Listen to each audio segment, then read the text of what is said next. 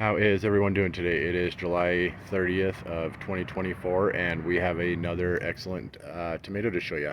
We're going to try this one out in the yard actually because we currently have our power outage on our building, so I'm not sure what's going on with that or how long it's going to be out, but we have a couple tomato videos we want to try to make really quick. One of them is going to be the strawberry lemonade and one of them is this one right here. It is the Dwarf Mocha cherry. I really like this tomato. We're big fans of the Dwarf Tomato Project. We're actually having a really bad year with our larger style tomatoes not wanting to produce flowers. Mostly that's kind of our fault and it's been a wonky weather year, but maybe I'll explain that in another video. But our dwarfs have been kicking off tomatoes, the Rosella Purple and the Taz Chocolate, the Banana Toes. We do have one that's almost ready on the Purple Heart to try, and the Egypt Yellow is the one crammed way in back. A lot of times that one back there doesn't do good until very late in the season because it's crowded.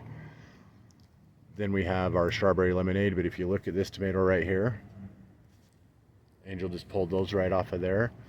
It is smaller than all the rest of these dwarf tomatoes. So even for a dwarf tomato from the Dwarf Tomato Project tomatoes, it is still extremely small. I'm not sure what genetics it has to kind of make it what it is, but all the Dwarf Tomato Project seeds come from established varieties, or open pollinated is what they also call it, or true to type. So if I save seeds off of this, I will get the same seeds. These ones actually came from original Victory seeds. I'm not sure. I know that Victory seeds a lot of times with Rosella Purple, Purple Heart, and a couple of those other tomatoes, they haven't been in stock for a really long time. They're kind of hard to get your hands on. I'm not sure about this one right here, but we love this tomato. We actually have two in what would be, I think it's a 7-gallon pot. Two plants in this one right here. It would also do excellent by itself, but it's been producing trundles of tomatoes all the way up it. It's a highly productive tomato, even for as squat of a plant as it is. And I would say in a lot of regards, by the end of a season, it can produce so much tomatoes starting early, and then by the end of the season continue to produce them, that it can almost keep up with the amount of overall tomato weight of a larger style tomato. So not as usable for slicers and, you know what I mean, dicing up into salsas and stuff like that with them being small like this, but they do make excellent snacks. A little bit bigger than a regular cherry tomato. They start off green with these shoulders a little bit, and then get a color like that. So I believe it's because it's a cherry style tomato. Even if it's a little larger style cherry tomato, it's still called cherry. And then the mochas, I believe, has to do with the color. If I remember right in the past, I can't remember if it leans more towards a purple tomato flavor or a dusky tomato flavor, but I'm going to go ahead and we'll open up a few of these and maybe put some salt on them. But it's the Dwarf Mocha cherry tomato from the Dwarf Tomato Project, and it's pretty much become one of the staples in our yard just because it's such a small plant. It's so productive. It produces really good tomatoes and grows really well for us. It's really easy to take care of, especially when you're gardening in small spaces like this. So Dwarf Mocha cherry. Catch you guys in a second. All right, so really good tomato, the Dwarf Mocha cherry. If you look at the shoulders right here, you can kind of see them on them as well when they're green. A lot of time you'll get more shoulder or a darker color. The more light saturation it has, the more sun it has on it when it's ripening, we'll get more of the dark color and stronger shoulders. But these ones right here are the first ones off. When I take you outside, I'll try to show you how many still left on there that are green, that are going to start, you know, speed up on the ripening process. We're not going to save seeds from these ones. We're just going to go ahead and snack on them. Our favorite use for them, we got some salt, and we're going to go ahead and try them without the salt first. But this is the Dwarf Mocha cherry. Really excited. I really like this one.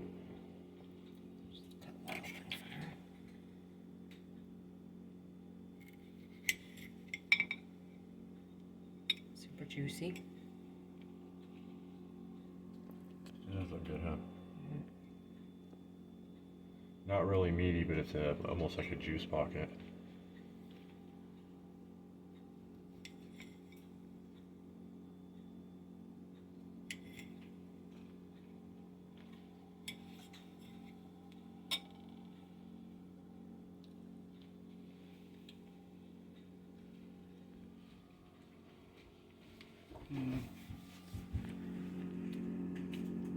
pretty mild, very refreshing.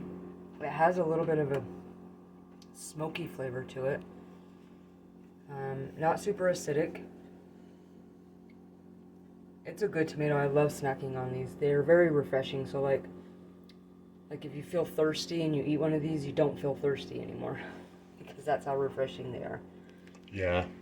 I feel a little odd with snacking on these, but just because they're so big. They're like bigger than a cherry tomato. It's hard to explain the size on these. Yeah, they can This be one right here is messy. a little bit smaller. It would be messy to snack on. Here, let me this is the best use for them.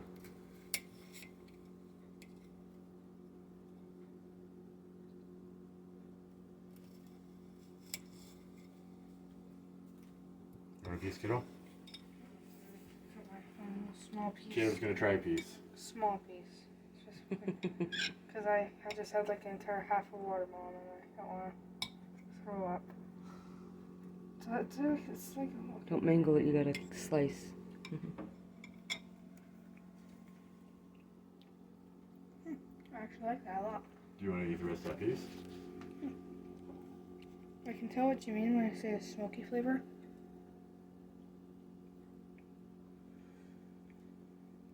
It's definitely very refreshing. Very good. Does that taste better than banana toast? I think it might. It has more flavor. It does have a really good flavor and an aftertaste. I think it might. Snag a piece here.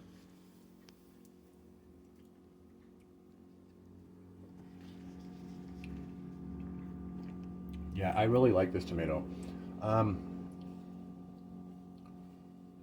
In the past, I kind of felt like it leaned more towards a dusky tomato, like a black trifle, black prince, and Paul Robeson. Those are our three main dusky tomatoes. I felt like it leaned more that way. This time I feel like it leans more towards purple tomatoes, like a black crim, Cherokee purple, or a carbon. Cherokee purple and black crim are really, really similar. I always feel like Cherokee purple tastes a little smokier and the black crim tastes a little saltier. I was saying I was going to put salt on these. This one specifically almost feels like it has a salty flavor to it a little bit. Almost like salty and smoky at the same time. They would, if they were larger, they would make excellent to do in sauces. And I bet with as productive as they are, if you were to use them as kind of like an ad. Like I think we have a Cherokee purple we got from the farm market and a Rosella purple tomato. And if we were to grab a handful of these and maybe one or two purple or dusky tomatoes out there, we could make a tomato soup really easy, a small pan of it. So this would help to get that a little bit. It would just be really hard to slice these. Extremely juicy. I am going to try some with the salt though, just because I got this jalapeno infused sea salt from some friends of ours a little while ago, and I really like this stuff. I wasn't a fan of tomatoes with salt on them until I had used this salt specifically, and you can almost taste like a little bit of the jalapeno flavor with the salt. But that's the best way. Cut them in half, put a little salt on them, or just eat them like that.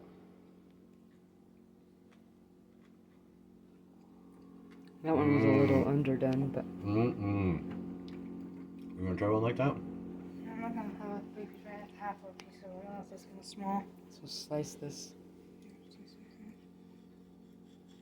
A lot of times when we're doing videos, we have trouble finding descriptive words to explain the flavor of something.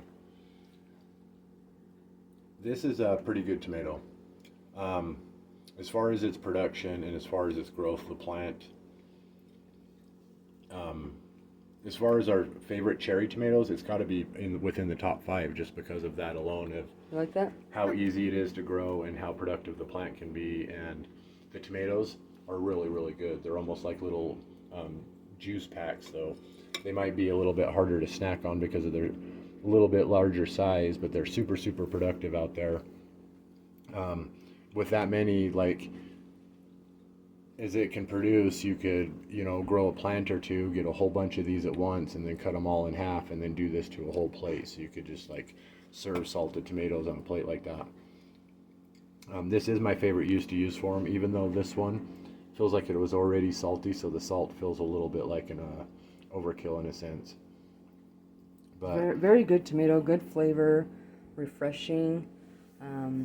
Has a little bit of smoky flavor with the good flavor. It's hard to explain.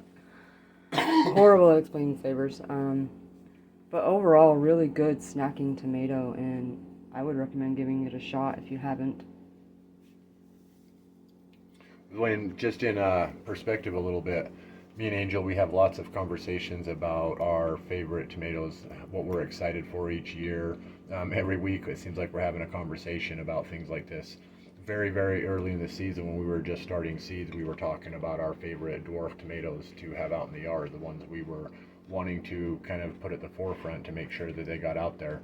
The two that she mentioned high up on that was the Rosella Purple, which is an excellent tomato, of course, and then this one right here was high on the list, which is a little bit surprising because we always try to grow bigger plants and produce stuff like that. But this one right here, I was more than happy to make sure that it ended up high in the list. As far as cherry tomatoes go, it is an excellent, excellent. I don't like the black cherry heirloom tomato is one of my favorite cherry tomatoes, but when it comes to snacking, the black cherry is almost too potent. This one almost as a snack or two, I would say, is too potent. You have a couple of them and it makes a good snack, but to sit out there and eat a bunch of them, it is kind of a rich flavor to have a lot of. I really kind of feel like it, now that I'm sitting here afterwards, it feels like it does lean a little more dusky. A little more like the chocolate tomatoes or the dusky tomatoes or brown tomatoes. It's very reproductive. It's very prolific in producing. It produces early. It's sometimes one of our first tomatoes we get in the garden, and it continues to produce all the way until the end of the season. It's really we get a lot of tomatoes off of these small plants. So it's the Dwarf Mocha cherry. Take you outside for one last look, and catch you guys in a second. All right, so that's the Dwarf Mocha's cherry. I went ahead and thinned some of this plant down. It's in a really, really good spot. We got at least 60 days left in our grow season, maybe more. So I know that with it being in the good spot, I could need to trim it back probably even more than that. But I wanted to trim it back a little bit to kind of show you guys the production on it. Kiddo says as well that this is now his new favorite. So he must have had a really good experience with it. We're always trying to get him to eat tomatoes and peppers because we grow a lot of them. They're easy to grow in containers. Tomatoes and peppers both are good container plants. I'll take you around to the other side right here real quick. Kind of show you. And that's a little bit with our slacking going on. As you can see, there's more flowering going on up here. I do believe with cutting it back like that, it's going to cause these ones to ripen as long as we try to maybe keep it fertilized. A lot of time what we use for fertilizer is fish emulsion. We put Epsom salt into the soil sometimes as well. Both of them are considered organic, but that's not really important. We're not trying to be organic. We're just, those are a couple good options for us to use. But Mocha's cherry tomato, Kiddo's new favorite. He says the flavor's better than the banana toes. He says the name's cooler, even though I think the banana toes name's cooler. The banana toes, I don't think you can beat it in production. It is a bigger dwarf tomato, and the only reason it's as small as it is right now and not competing with a couple of these others is because it is crowded in that corner. But production of banana toes is better, but as far as small, compact, if you have a balcony and you can only grow one plant and you can find seeds for this, I would highly recommend growing it. It's a really flavorful tomato for a tiny plant and tiny tomato as well. But really excellent. Kiddo's new favorite, the Dwarf Mocha's cherry, and it is July 30th of 2024. Love you guys, and catch you next time. Really excited to have this one in the yard. Thanks again.